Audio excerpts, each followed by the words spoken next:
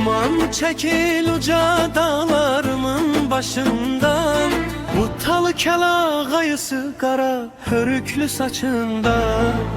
Yarın kara sevdası hele belalı başımda. Şair kalbim gözer dağı, aranır yaşıl yaylağı. Hanımın güzelliği başörtüyü güllü yaylığı. Köyneyim yaşlı gen kırmızı laleli eteği. Sevdanın gelbi şam şam sanki arı peteği. Köllünde yaşadar ömrün baharını yazını. Algadasın gelçek gözelin gemzesini nazı. Kara gözleri gören gece renginden utanan, Ağbenize heyran güneş süf tezden oyanan. Uzun saçlar ince bele altın kemer olubdur. Oh kiprikler kömür gözlere çeper olubdur. Al yanaklar heyva kimi sarılıptır solubdur. Gözden akan yaşlar gül üste şeh olubdur. İsmim boğazında düğümlenip geher olubdur.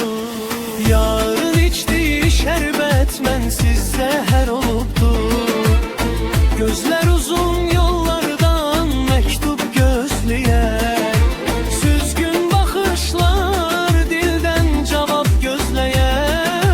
Hele bakma gözelim gözlerine göz değer.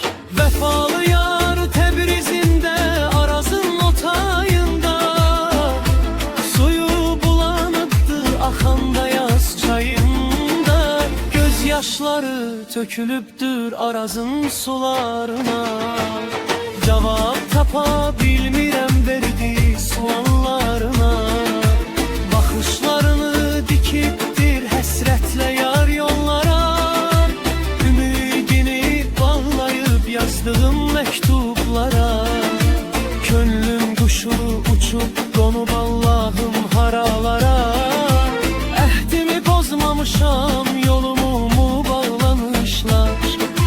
Sevdalımı bahar mı kalbimden ayırmışlar.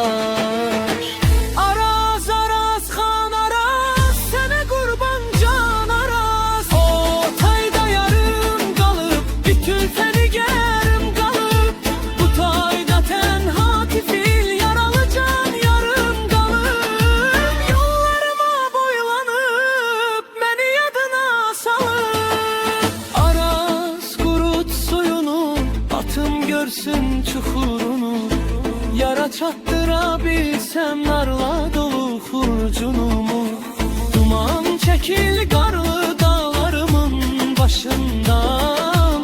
Atım korkma o yolların çıngılından daşından. Orada vətən torpağı, yovşan koku yarbağı.